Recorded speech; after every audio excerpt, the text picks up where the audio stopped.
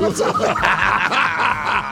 Listen, family, stick it in water. Remember that? I love that. All right, so I know this is football season, but just walk me through this for a second. You're a New York Met fan. Yeah. You go and get Devin Williams. A lot of Met fans like that, thinking he'd be the setup man after a bad year with the New York Yankees. For Edwin Diaz. Right, bounce back later in the year, pitched better, but overall it was a disaster based on expectation for the New York Yankees, right?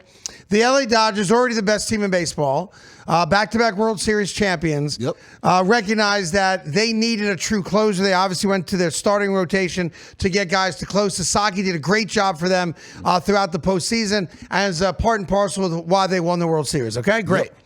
So they go after your best bullpen guy, your closer, Edwin Diaz, who's been money good for you. And they give him, I know it's the biggest deal you said a closer's ever gotten. Per year. $23 million per? Yeah, per year. But what's the point of having the wealthiest owner in the sport if you don't match that deal or beat it by $1 million? Now, again, if you told me Edwin Diaz wanted to go to LA, it's a different story. But from all stories I've read, Edwin Diaz was very happy here, wanted to stay here. You know, the Mets are going to be a good team. They may not win a World Series, but they're going to be a good team. They're going to be an over 500 team, I think, this year again. Whether they make the playoffs or not, we'll find out. But how do you not give him 3 years, $72 million? Like an extra $1 million a year. Like, I don't get that. The whole premise of Steve Cohen buying the Mets and Met fans being happy about it was that any player that the Mets wanted, that another team wanted, the Mets would get that player because your owner's got more money than everybody else.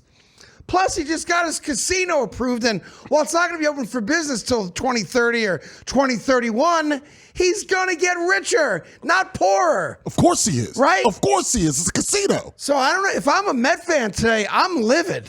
Not that, Edwin Diaz is the second coming of Trevor Hoffman, but the reality is that Edwin Diaz is the best closer you've had for a long period of time. Yeah. And you went and got the perfect setup man. And I don't want to get too in the weeds on it, but tell me in the history of baseball, a top 10 closer whose best pitch was a changeup. No.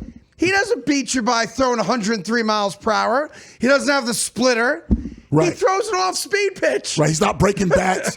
He's not doing any of that stuff. And ask Pete Alonso what it was like when that pitch was coming at him in the playoffs 2 years ago that ended the Brewers season. Yeah. Right? Uh-huh. So, to me, you can try to, talk your way through why this is not that big a deal because you got Devin Williams.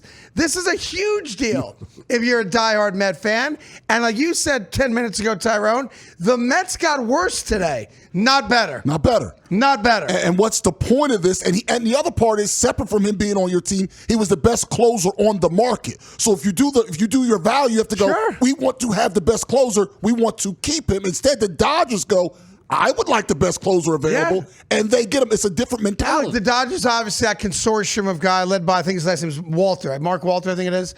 They have a lot of money, obviously, also, and they're really smart in what It's that Guggenheim money. It's the Guggenheims. Yeah. Whatever. I thought Walter was the lead guy in that group. No. I think the name is right. I'm just saying that's where they get. That's where it just. And I'll tell you something else. Guggenheim money. It puts the Yankees under the spotlight now too. It does, because I don't want to hear, well, Hal Steinbrenner is only worth $1.6 billion.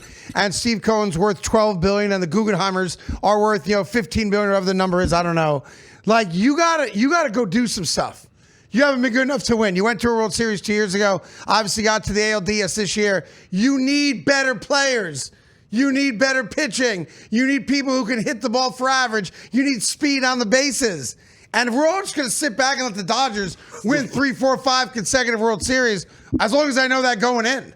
Right? Yeah, you got to fight back. But the Mets are celebrating the greatest attendance they've ever had, and that's when the owner came out and said, I'll do my job, you do yours. And Met fans said, you know what, Steve, you're right. You've spent a boatload of money. We're going to show up. And to Mets fans' credit, they showed up. What did they get for it? They didn't make the playoffs. And now you lost your closer. The whole premise of Steve Cohen being the white knight was the fact that this wouldn't happen. This exact scenario would never happen again.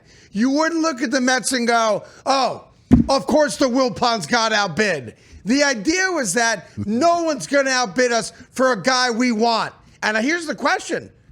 How could you not want Edwin Diaz back? Of course. Now, I know Steve Cohen leans on David Stearns as GM to make baseball decisions, as he should. He's the quote-unquote expert. But, man, that guy hasn't done a good job since he got here. He's getting destroyed. I'm looking through on Twitter in real time. He's getting destroyed. I'm with by Met Mets fans on this one. Destroyed. And I was a long lifetime Met fan until 2009. And quite famously jumped ship and became a Fugazi Yankee fan. And this is the reason why. Stuff like this. This is the exact reason why I decided to put on the pinstripes. And by the way, memo to the Yankees. You better have an active offseason also. You better go after some people. You better go get Scooble if he's on the market. You better figure it out. But for the moment, the focus should be on the New York Mets. And I feel for you, Met fans. What a lousy Christmas you're going to have now.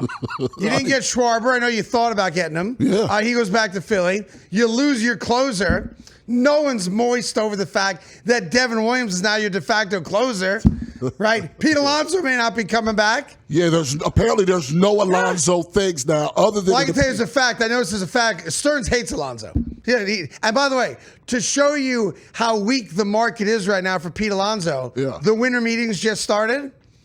And Pete Alonso is physically at the winter meetings because Scott Boras, his agent, recognizes that there's no market for him. So what Boras is now doing is allowing Pete to meet people face-to-face in person to try to show them what a great guy he is. But nobody cares if he's a great guy. Can you bat 260 and hit 40 home runs? From the right side. And right-handed hitters right now, all the best hitters, a lot of them around the baseball, are lefties. So he should be at a premium. Scott Boras screwed Pete Alonso financially. He does it to one guy every year, and he did it to Pete because the Mets offered him $160 million locked in guaranteed, and he said no to it. And then he went to Boras, and Boras guaranteed him $200 million. He'll never see it. No, absolutely not. Now Fox Sports is now questioning, saying that there are now people at the meetings that are going, are the Mets a big market team? That's what they're asking at the winter meetings, according to Fox Sports. Well, don't forget, Steve Cohen had to write a $500 million check to get that casino license. And I know he separates his money, and he's worth over $12 billion, so he's got the dough to do it. But is there the possibility that he has decided the $500 million I just had to write a check for to get the casino license is now going to hamper what I'm going to allow the Mets to do in free agency? That's a storyline I might want to follow. If I'm a Met fan, I feel for you. The Grinch is already rearing his ugly green head. Oh, nasty. It's nasty stuff.